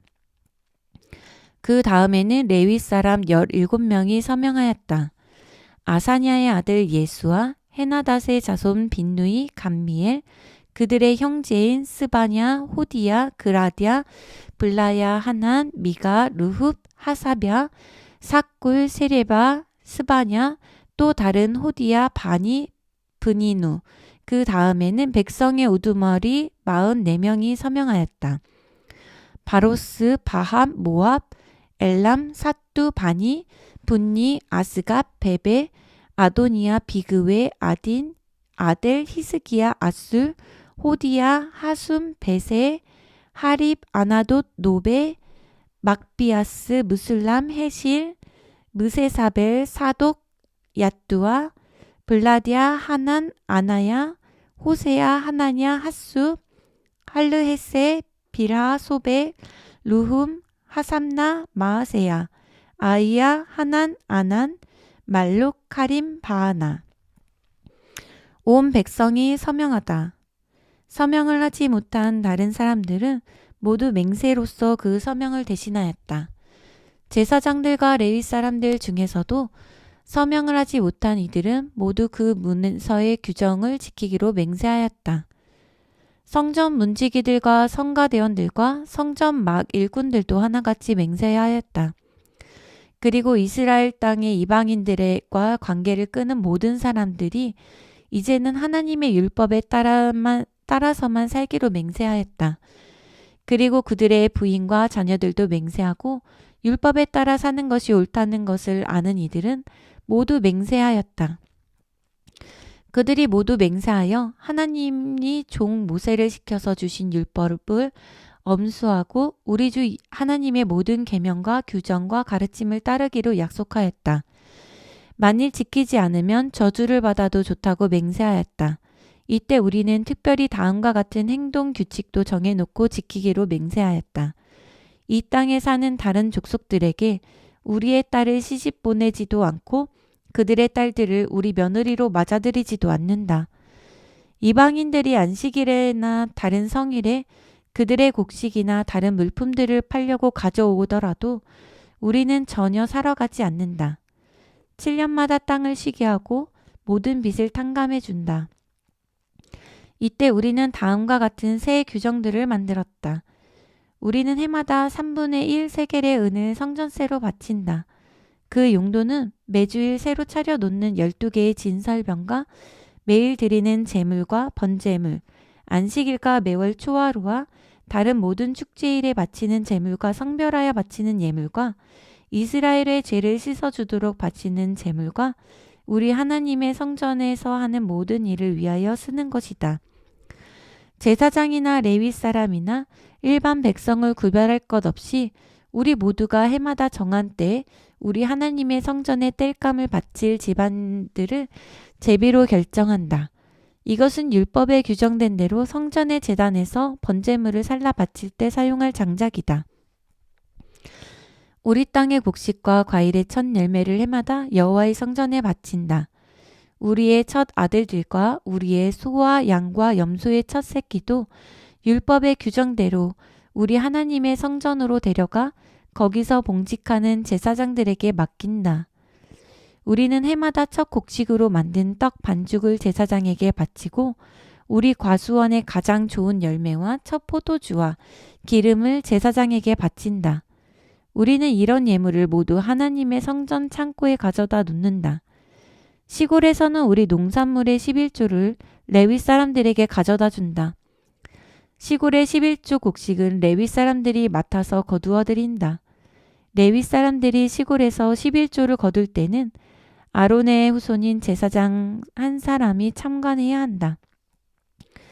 레위 사람들은 거두어 드린 11조 중에서 하나님의 성전을 위한 11조를 다시 떼어 성전의 창고에 가져다 둔다. 이스라엘 백성과 레위 사람들은 성전의 결방에 의무적으로 바치는 곡식과 포도주와 기름을 가져다 채워야 한다. 그곳은 성전에서 쓰는 모든 기구도 보관하고 당번 제사장들과 성전 문지기들과 성가대원이 머무를 때에도 사용한다. 이렇게 함으로써 우리는 하나님의 성전을 소홀히 하지 않을 것이다. 느헤미야 11장 예루살렘의 주민을 늘리다. 예루살렘에는 이미 백성의 지도자들이 정착하고 있었으나 도성의 재건 공사와 방위의 책임이 있기 때문에 주민이 아주 부족하였다. 그래서 다른 지방의 주민들 중에서 제비를 뽑아 10집의 한 집은 예루살렘에 이주시키기로 하였고 9집은 남아서 살도록 하였다. 여러 가지로 조건이 불리한데도 자원하여 예루살렘으로 이주해가는 가정들은 온 백성에게 칭찬을 받았다. 예루살렘에 사는 이들의 명단.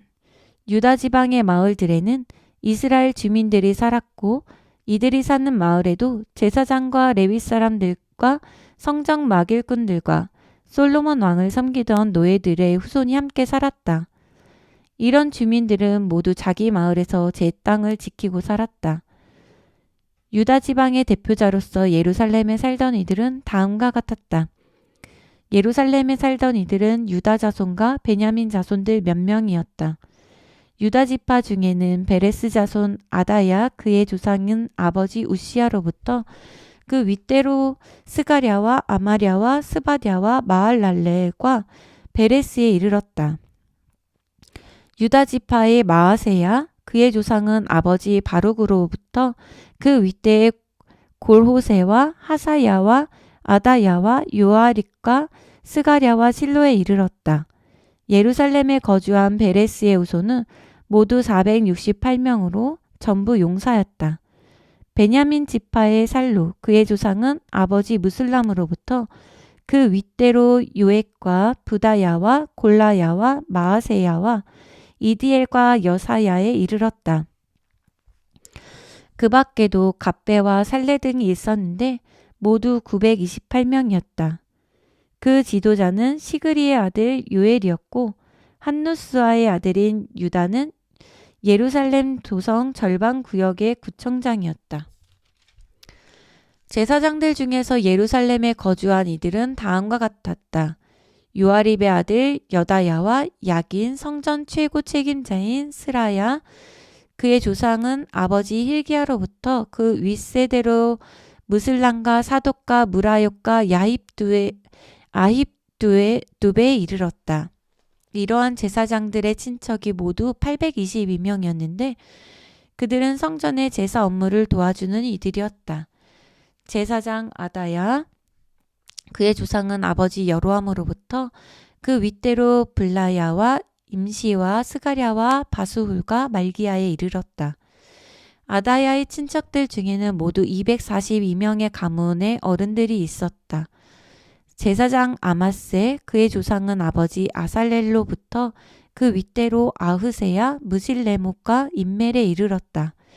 아마스의 친척들 중에서 128명의 용사가 있었다. 그들의 지도자는 하그돌림의 아들 삽디엘이었다. 레위 사람들 중에 예루살렘에 거주한 이는 스마야, 그의 조상은 아버지 핫숲에서 그 윗대로 아슬리감과 하사랴와 분니에 이르렀다. 삽부대와 요사밧, 이 두 사람은 레위 집안의 어른들로서 성전 건물의 수리와 청소 등 성전의 바깥일을 책임진 이들이었다. mat단야, 그의 조상은 아버지 미가로부터 그 윗대로 삽디와 아삽에 이르렀다. 그는 찬양대의 지휘자로서 기도를 드릴 때는 감사 찬양을 선창하였다. 그를 돕는 박부가는 mat단야의 친척이며 대리인이었다. 압다, 그의 조상은 아버지 삼무아로부터 그 위로 갈랄과 여두둔에 이르렀다. 거룩한 성 예루살렘에 거주한 레위 사람은 모두 284명이었다. 성전 문지기들 중에서는 악국과 달몬과 그들의 친척들이며 이들은 모두 172명의 성전의 대문을 지키는 이들이었다. 여기에 들지 않은 이스라엘 서민들과 제사장들과 레위 사람들은 유다 지방의 마을마다 흩어져 누구나 자기 땅을 지니며 살았다. 성전 막 일꾼들은 예루살렘의 오벨 언덕에 살았고 시아와 기스바의 감독을 받으며 일을 하였다. 우시, 그는 예루살렘에 사는 모든 레위 사람의 지배인이었고 그의 조상은 아버지 바니로부터 그 위로 하사랴와 mat단야와 미가에 이르렀다. 우시는 예배를 드릴 때 음악과 노래의 책임자였던 아삽의 후손이었다. 성가대원들은 매일 어명에 따라 봉직을 하였다. 바사 왕궁에서 유다 나라의 대사처럼 일한 사람은 무세사벨의 아들 부다히야인데 유다 지파 세라의 후손이었다. 예루살렘 성 밖의 거주지들. 유다 지파의 주민들이 거주한 유다 지방의 성읍들은 다음과 같았다. 기럇 아바와 디본과 여갑스엘과 이 세 성읍에 딸린 마을과 농장들, 그리고 예수아와 몰라다와 벳벨렉과 하살수엘과 브엘세바와 이 성읍에 딸린 마을들과 시글락과 무고나와 이 성읍에 딸린 마을들과 에느림몬과 소라와 아르묵과 사누아와 아둘람과 이 두 성읍에 딸린 마을들과 라기스와 거기에 딸린 농경지와 아세가와 거기에 딸린 마을들이다.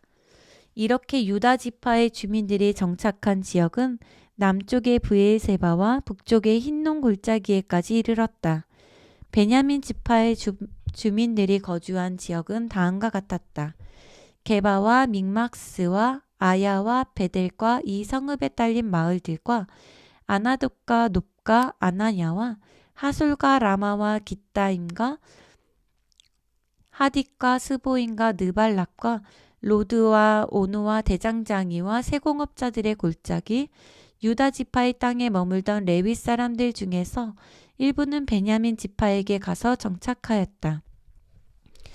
느헤미야 12장. 제사장과 레위 사람들. 스알디엘의 아들 스룹바벨과 예수아와 함께 바사의 포로 생활에서 떠나 유다의 고향으로 돌아온 제사장과 레위 사람들은 다음과 같았다.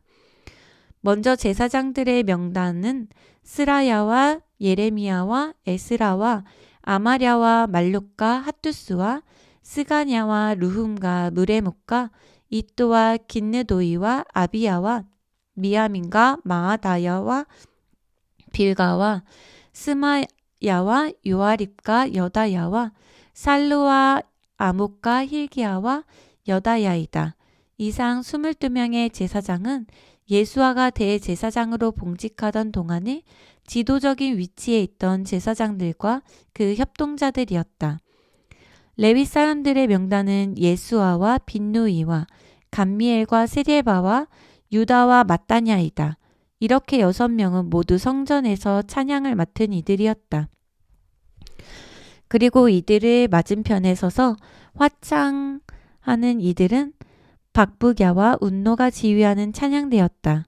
예수아의 후손은 아들 요아김으로부터 손자 엘리아십과 그 아래로 요야다와 요나단과 오대손 얏두아이다. 제사장 가문의 어른들 예수야의 아들 요아김이 대제사장으로 봉직할 때 제사장 가문들의 어른들은 다음과 같았다.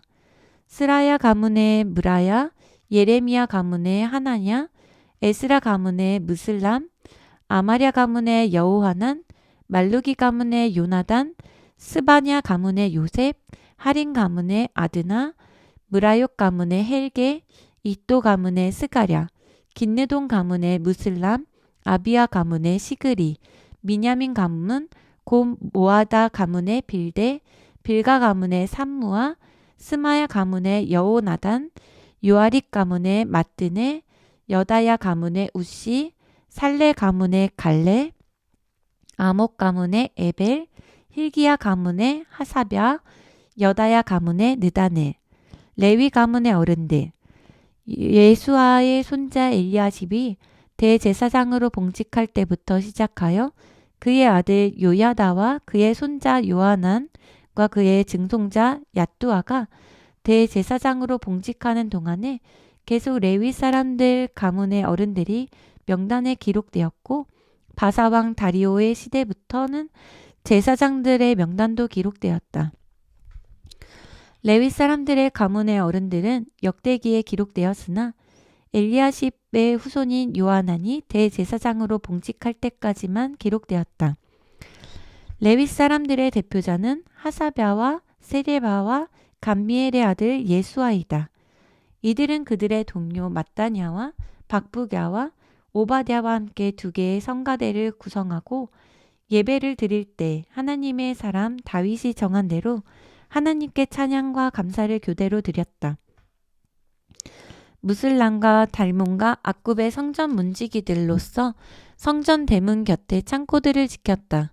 이 모든 사람들은 예수아의 아들이요 요사닥의 손자인 요아김과 총독 느헤미야의 하나님의 율법을 가르치도록 바사왕의 파견을 받은 서기관이요 제사장인 에스라와 동시대인이었다.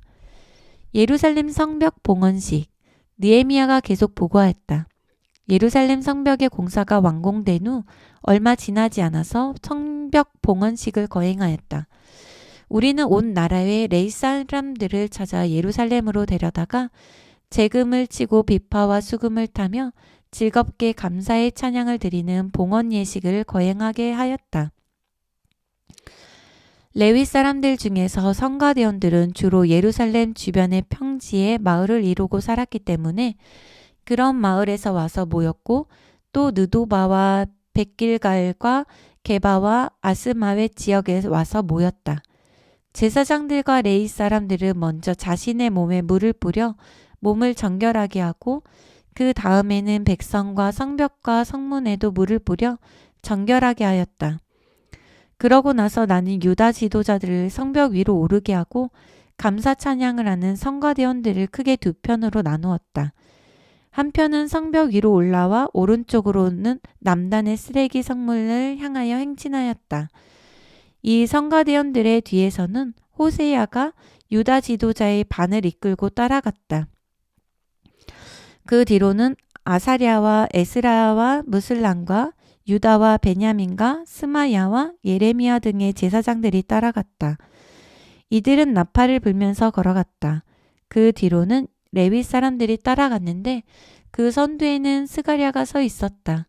그의 조상은 아버지 요나단으로부터 그 위로 스마야와 마따냐와 미가야와 사꿀과 아삽이었다.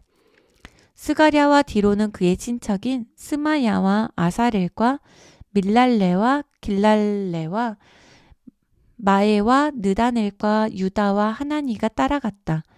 이 레위 사람들의 맨 앞에는 서기관 에스라가 서 있었다. 이 레위 사람들은 모두 현악기들을 들고 연주하였는데 그 모습은 옛날 하나님의 사람 다윗이 수금을 연주하던 것과 같았다. 샘터가 있는 성문에 이르러서는 그들이 성벽에서 내려와 다윗의 도성에 이르는 층계를 밟고 올라갔다. 거기서는 다윗성을 뒤로 돌아 도성의 동쪽에 있는 샘터 성문에 이르렀다. 유다 지도자들의 나머지 반이 따르는 두 번째 찬양대원들은 내가 직접 이끌었다. 우리는 성벽 위로 올라가 왼쪽으로 행진하여 풀무 망대를 지나서 넓은 성벽에 이르렀다. 그 다음에는 에브라임 성문과 옛 성문과 물고기 장터의 성문을 지나 계속 하나넬 망대와 한메아 망대를 쳐서 양문에 이르고 형무소의 성문에 이르러서 행진을 멈추었다. 마침내 두 편의 성가대원들은 성전의 앞마당에 모여 섰다. 내 곁에는 유다 지도자의 반이 섰고 그 곁으로 제사장 엘리야김과 마아세야와 미냐민과 미가야와 엘요에네와 스가랴와 하나냐가 모두 나팔을 들고 서 있었다. 또 그 곁으로는 마아세야와 스마야와 엘르아살과 우시와 여호하난과 말기야와 엘람과 에셀 등의 레위 사람들이 서 있었다. 성가대원들은 에스라, 히야의 지휘에 따라 웅장한 찬양을 시작하였다. 이어서 우리들은 많은 짐승을 잡아 화목제물로 바치고 모두 그 제물을 나누어 먹었다. 그리고 하나님께서 도성의 성벽을 성공적으로 완공하도록 도와주신 것을 감사하며 모두 기뻐하였다. 여인과 어린아이도 함께 기뻐하니 환호성을 외치며 기뻐하는 소리가 먼 곳까지 들렸다. 제사장과 레위 사람들의 부양. 그 당시 유다 백성은 성전에서 봉직하는 제사장들과 레위 사람들에 대하여 고맙게 생각하고 그들의 생활을 부양해 주기로 하였다. 그래서 그들을 시골 농장으로 다니며 백성의 헌물과 첫 곡식과 11조를 율법의 규정대로 거두어다가 성전 창고에 보관하고 감시할 사람들을 뽑아 놓았다. 이 분량의 예물은 제사장과 레위 사람들을 위하여 바치라는 율법의 규정에 따른 것이었다. 그들은 항상 제사와 예배를 집행하고 정결 예식들도 수행하는 이들이기 때문이었다. 성가대원들과 성전 문지기들도 다윗과 그 아들 솔로몬의 규정에 따라 그들의 직무를 수행하였다. 옛날 다윗 시대에도 이미 성가대장 아삽이 있었고 그 당시에 이미 성가대원들이 하나님께 노래를 불러 찬양하며 감사하였다. 수룹바벨 시대와 느헤미야 시대에도 이스라엘 백성은 성가대원과 성전 문지기들의 생활을 부양하기 위하여 매일 일정한 예물을 바쳤다. 백성이 그 예물을 레위 사람들에게 가져다 주면 레위 사람들은 그 중에서 일정한 분량을 떼어 제사장들에게 넘겨주었다. 느헤미야 13장. 이방인들의 축출. 이스라엘 백성들은 대회로 모일 때마다 모세의 율법을 읽었는데 이번에는 이런 규정을 발견하였다. 암몬 족속이나 모압 족속은 어느 누구도 하나님의 거룩한 백성들이 모이는 대회로 들어올 수가 없다. 왜냐하면 이스라엘 백성이 애굽의 종살이하에서 벗어나 피곤하게 여행할 때 그들은 이스라엘 백성들에게 먹을 것을 주지 않고 마실 물도 주지 않았기 때문이다. 더욱이 모압 족속은 메소보다미아의 거짓 예언자 발람에게 뇌물을 주어 이스라엘 백성을 저주하도록 시킨 일까지 있었다. 그러나 우리 하나님께서 그가 선포한 저주를 축복으로 뒤엎어 주셨다. 율법책에서 이 말씀을 듣자 이스라엘 백성은 모든 이방 민족들을 그들 가운데서 분리시켰다. 도비야의 추방. 내가 12년 동안 총독 임기를 마치고 다시 바사 왕궁으로 잠시 돌아가 있던 사이에 이런 일이 일어났다. 우리 하나님의 성전 겹방들을 관리하던 제사장 엘리야십이 민족의 원수인 도비야와 더욱 가까워져서 엉뚱한 일을 저질렀다. 엘리야십은 성전의 겹방들 중에서 넓은 방 하나를 비워 도비야에게 사용하도록 주었다. 그 방은 본래 성전의 창고로서 곡식 예물과 분향 재료와 성전 기구들을 보관하고 레위 사람들과 성가대원들과 성전 문지기들에게 주려고 11조를 거두어 들인 곡식과 새 포도주와 기름을 보관하며 레위 사람들이 11조로 제사장들에게 바치는 헌물도 보관하는 곳이었다. 내가 예루살렘에 없는 그 짧은 기간에 원수의 상징이요 대표자인 암몬 족속의 도비야가 성전의 깊은 곳에까지 들어와 앉은 것이다. 그 당시 나는 임기를 마치고 바사의 수도 바벨론으로 돌아가 아닥사스다 왕궁에 있었다. 이때가 아닥사스다 왕 32년이었다.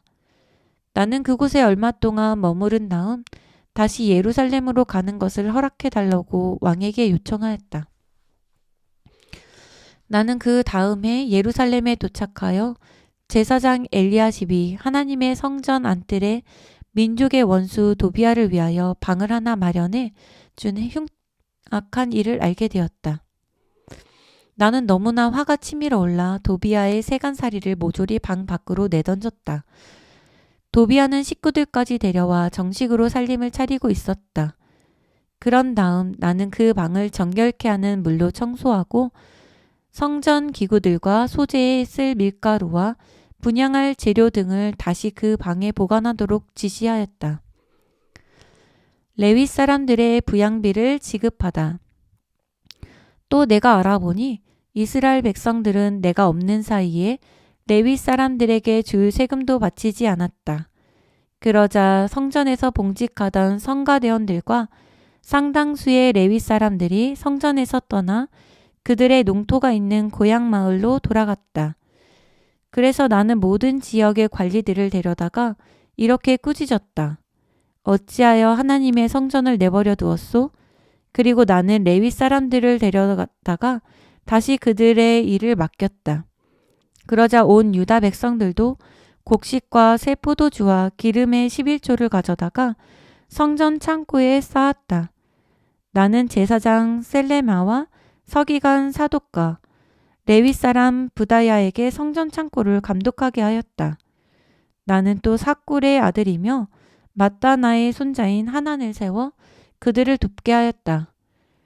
이들 네 사람은 이미 믿을 만한 사람으로 알려져 있었다. 그들은 동역자인 제사장과 레위 사람들에게 양식을 나누어 주는 임무를 맡았다. 그 일을 마치고 나는 이렇게 기도를 드렸다. 나의 하나님, 이 모든 일을 기억해 주소서. 내가 하나님의 성전을 위하여 정성을 다한 일들과 나의 하나님의 성전에서 드리는 예배를 위하여 한결같이 한 일들을 잊지 마소서. 안식일 규정. 또 나는 그때 유다 백성들이 안식일에도 일하는 것을 직접 보았다. 안식일에 포도주 틀에 올라가 포도주를 밟아 술을 짜는 이들도 있었고 나귀의 곡식단이나 포도주 부대나 포도송이나 무화과 광줄이나 다른 짐들을 지워 예루살렘으로 날라다가 파는 이들도 있었다. 그래서 나는 유다 사람들에게 다시 안식일에 그런 물건들을 팔지 말라고 경고하였다. 또 예루살렘에는 두롯 사람들도 몇 명 살고 있었는데 이들은 물고기와 다른 상품들도 가져다가 안식일에도 유다인과 예루살렘 주민들에게 팔았다. 그래서 나는 유다 백성의 지도자들을 불러놓고 이렇게 책망하였다. 안식일이 시작되는 저녁의 어둠 속에서 여러분이 저지르는 그 악한 일들을 차마 눈뜨고 볼 수가 없소. 여러분은 안식일을 더럽히고 있어. 여러분의 선조들이 바로 이런 죄를 지었기 때문에 우리 하나님께서 그토록 엄청난 재앙을 우리와 이 도성에 내리셨던 것이요. 그런데도 여러분은 이렇게 안식을 더럽힘으로써 하나님의 무서운 진노가 이스라엘에게 내리도록 할 작정입니까? 그러므로 나는 금요일 저녁 때 해가 떨어지는 것과 동시에 예루살렘의 모든 성문을 닫고 안식일이 지나간 다음에야 비로소 성문을 다시 열도록 명령하였다. 그러고 나서 나는 나의 직속부와 몇 사람을 성문마다 배치하여 안식일에는 어떤 짐도 성 안으로 실어 나르지 못하게 하였다. 그러나 안식일에 팔 수 있는 온갖 물품을 가지고 다니는 장수와 팔 물건이 있는 사람들이 한두 번 예루살렘 성 밖에서 천막을 치고 잤다. 그래서 내가 그들에게 경고하였다. 왜 안식일에 성벽 밖에서 잠을 자느냐? 만일 또 한 번 그런 일이 있으면 내가 모조리 붙잡아 드리겠다. 그러자 그 다음부터는 안식일 저녁에 오는 이들이 없었다. 그래서 나는 내 부하들이 대신에 레위 사람들을 세워 성문을 지키게 하였다. 나는 그들에게 몸을 정결하게 씻고 와서 안식일을 거룩한 날로 지킬 수 있도록 성문을 모두 잘 지키라고 명령하였다. 이때 나는 이렇게 기도하였다. 나의 하나님, 이 일에서도 나를 기억하시고 언제나 변함없는 주님의 사랑으로 나에게 자비를 베풀어 주소서. 혼혈 결혼 문제.